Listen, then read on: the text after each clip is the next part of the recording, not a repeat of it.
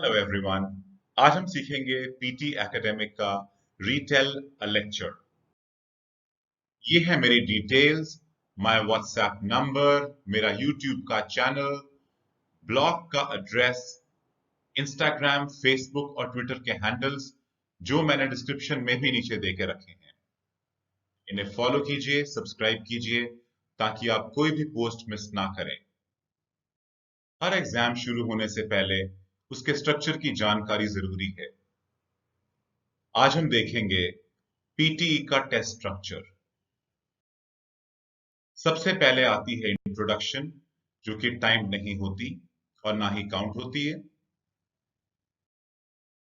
फिर आएगा पार्ट 1, जो स्पीकिंग और राइटिंग पे बेस्ड है, 77 से लेकर 93 मिनट्स का। पार्ट 2, जो रीडिंग पे बेस्ड है, 32 से 41 मिनट्स। उसके बाद आएगी आपकी ऑप्शनल शेड्यूल्ड ब्रेक 10 मिनट के लिए, और लास्ट में होगी आपकी लिसनिंग 45 टू 57 मिनट्स की। अब हम देखेंगे स्पीकिंग का स्ट्रक्चर। स्पीकिंग में 5 आइटम टाइप्स होती हैं, जिनमें से पहली आइटम टाइप है रीड अलाउड। इसके 6 से 7 क्वेश्चंस आते हैं। दूसरी आइटम टाइप है रिपीट सेंटेंस, जिसके 10 से 12 क्वेश्चंस होंगे। तीसरी आइटम टाइप है डिस्क्राइब इमेज, जिसके भी 6 से 7 क्वेश्चंस होते हैं। चौथी आइटम टाइप है रीटेल लेक्चर, 3 से 4 क्वेश्चंस होंगे इसके। और लास्ट है शॉर्ट आंसर क्वेश्चंस, जिसके होंगे 10 से 12। हमारा आज का लेक्चर बेस्ड है रीटेल लेक्चर। इसमें स्पीकिंग एंड लिसनिंग के स्किल्स चेक होंगे और इसकी मार्किंग होगी कंटेंट पे, प्रोनाउंसिएशन पे और फ्लुएंसी के। तीनों के ही 5 में से नंबर होते हैं एंड टोटल हो गया 15। कंटेंट कंटेंट एक बहुत ही महत्वपूर्ण पार्ट है हमारी मार्किंग का। इसमें आपको 5 नंबर तब मिलते हैं अगर आपके सारे कैरेक्टर्स प्रॉपरली डिफाइन हो, उनके एक्शंस, उनके रिलेशनशिप्स और कंक्लूजन अगर आप ये नहीं बताएंगे डेवलपमेंट के समेत, तो 5 नंबर नहीं मिलते। 4 नंबर तब मिलते हैं अगर हम सारे की पॉइंट्स को कवर करेंगे और कंक्लूजन भी बताएंगे। 3 नंबर में मोस्ट पॉइंट्स को कवर किया जाए तब मिलते हैं 3, एंड कंक्लूजन बताना जरूरी है। 2 नंबर तब मिलेंगे अगर आप एक ही पॉइंट को रेफर करते हो और कंक्लूड कर देते हो। 1 नंबर मिलेगा जब कुछ बेसिक एलिमेंट्स ही कवर होते हैं बट कोई भी चीज क्लैरिटी से बोली नहीं जा रही और ना ही उसमें कंक्लूजन है। 0 के केस तब होता है जब सारे ही आइटम्स डिसजॉइंटेड हों और कोई भी चीज बात ना बनाए। अब देखेंगे ओरल फ्लुएंसी क्या चीज है। मैंने ओरल फ्लुएंसी के लिए आप सबके लिए एक वीडियो बना के रखी है ओरल फ्लुएंसी की, प्लीज उसे वॉच कीजिए। 5 नंबर मिलेंगे अगर फ्लुएंसी नेटिव लाइक होगी, 4 एडवांस्ड फ्लुएंसी के लिए, 3 गुड के लिए, 2 इंटरमीडिएट, 1 लिमिटेड फ्लुएंसी और 0 मिलेगा डिसफ्लुएंट के लिए। प्रोनाउंसिएशन हमारा नेक्स्ट एस्पेक्ट है, जिसके लिए भी एक वीडियो बनी है अंदर इसी चैनल में, उसे वॉच कीजिए। 5 नंबर मिलते हैं अगर नेटिव लाइक हो तो, 4 एडवांस्ड के लिए, 3 गुड के लिए, 2 इंटरमीडिएट, 1 इंट्रूसिव और 0 नॉन इंग्लिश। रिटेल लेक्चर के टिप्स। रिटेल लेक्चर का सबसे पहला टिप है you should have a structure in the mind. आपके माइंड में एक स्ट्रक्चर जरूरी है। अगर आप उस स्ट्रक्चर को फॉलो करोगे तो प्रॉब्लम नहीं होती, बट अगर स्ट्रक्चर फॉलो नहीं होगा तो आपकी सारी स्पीच खराब हो जाती है। आपको पता होना चाहिए मैंने कैसे सेंटेंस को स्टार्ट करना है और मैंने कंक्लूजन को कैसे एंड करना है। अगर आप बहुत ज्यादा टाइम स्पेंड करेंगे रियल एग्जाम में जाकर, ये नहीं होंगे। आपकी फ्लुएंसी सफर करेगी और मार्क्स भी नहीं आएंगे।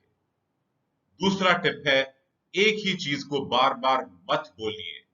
अगर आपके पास 2-3 पॉइंट्स हैं, वेल एंड गुड। अगर आपके पास सिर्फ एक पॉइंट है तो डेफिनेटली मार्क्स कम होंगे। थर्ड पॉइंट, देखिए आपके पास अनलिमिटेड टाइम तो है नहीं कि आप बोलते ही रहें और रिकॉर्डर चलता रहेगा। 40 सेकेंड्स का टाइम है, आपको उसी में कंक्लूड करना है। अगर आप नहीं कंक्लूड कर पाते, मार्क्स नहीं मिलेंगे। हर रिटेल लेक्चर के साथ एक पिक्चर होती है। उस पिक्चर का रिलेशन स्पीच के साथ बनाना जरूरी है। अगर आपका रिलेशन नहीं बनता, दैट मीन्स आपको स्पीच समझ में नहीं आ रही। पिक्चर बहुत इंपॉर्टेंट रोल प्ले करती है, उसे जरूर स्टडी कीजिए। पांचवा, आपका फोकस फ्लुएंसी एंड प्रोनाउंसिएशन पे होना बहुत जरूरी है। सिर्फ कंटेंट को मत देखते रहिए, फ्लुएंसी एंड प्रोनाउंसिएशन के भी उतने ही मार्क्स हैं। As a matter of fact दोनों के मिला के ज्यादा मार्क्स हैं। छठा पॉइंट, कुछ फिलर स्टेटमेंट्स रेडी करके रखिए। मैं इस लेक्चर के एंड में आपको कुछ फिलर स्टेटमेंट्स दूंगा जो आपके बहुत काम आएंगी। For example, the lecture gives very insightful information about the topic in question. इस तरह की कुछ लाइंस काफी हैंडी होती हैं, काफी काम आती हैं। अब हम इवैल्यूएशन सीखेंगे कि किस तरह से रिटेल लेक्चर को इवैल्यूएट किया जाता है। इवैल्यूएशन के पार्ट में मैं एक ऑडियो प्ले करूंगा, साथ में एक फोटोग्राफ दिख रही है जिसे आपको स्टडी करना जरूरी है। ये टेक्स्ट वहां पे नहीं होता क्योंकि हम इवैल्यूएशन कर रहे हैं, दैट इज व्हाई मैंने यहां पे टेक्स्ट रखा है। अब हम ऑडियो सुनेंगे। The shuttle was designed to be a space truck. It's a multi-purpose vehicle. We've done tremendous number of different things with it. It's the most versatile space vehicle that has ever been built. We've used it to launch satellites. We've used it to repair satellites in orbit and put them back into orbit. We've used it to capture satellites and bring them back to Earth for repair. We've outfitted it with the Space Lab built by our European partners and used it before the era of the space station to do scientific research. We used it as part of our partnership with the Russians, which is still continuing, first as part of the Mir space station, where we actually prolonged the useful life of Mir by several years through logistical supply visits with the shuttle. And now, of course, we're using it to build the new International Space Station, which is a huge international partnership. अब हम evaluation करेंगे कुछ responses की। पहला response, We have learned about the space shuttle, which is designed and created by the United States of America with the partnership of Russian technologies. It is used to repair space shuttles and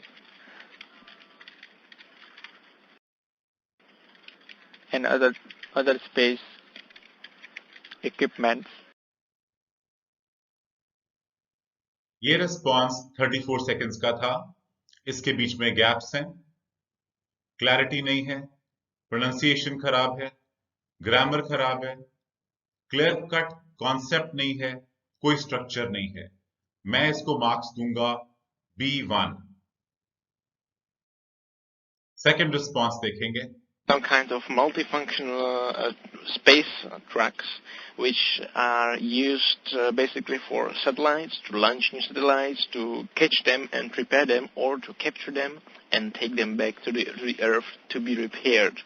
As well, research is carried out in space shuttles, and they are used in a partnership for logistic for the cosmic stations, like the station Mir was, and to build a new station on the orbit.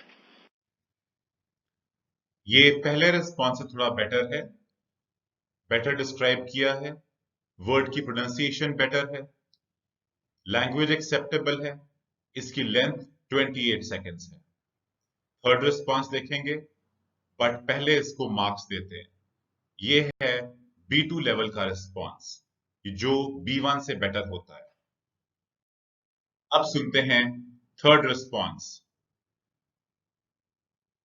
Well, he speaks about the space shuttle, and he starts with its uses, such as he refers to it as a space track. First, you can launch satellites with it. You can repair satellites. You can send them back into orbit and even back to Earth.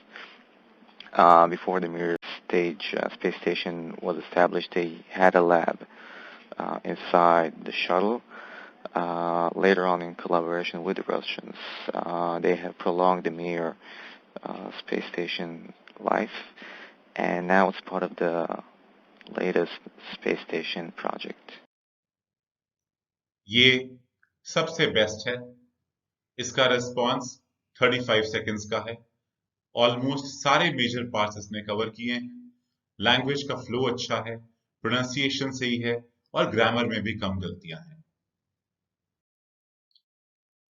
क्या templates काम करती हैं? मेरा answer है हाँ। मैं आपको एक सैंपल टेम्पलेट दिखाऊंगा अभी, जो स्टार्ट करते हैं पहले सेंटेंस से। At the beginning of the lecturer talked about. After that, the lecturer mentioned that. He suggested that. In addition, he also said that. In conclusion, the lecture gave us a great deal of information about.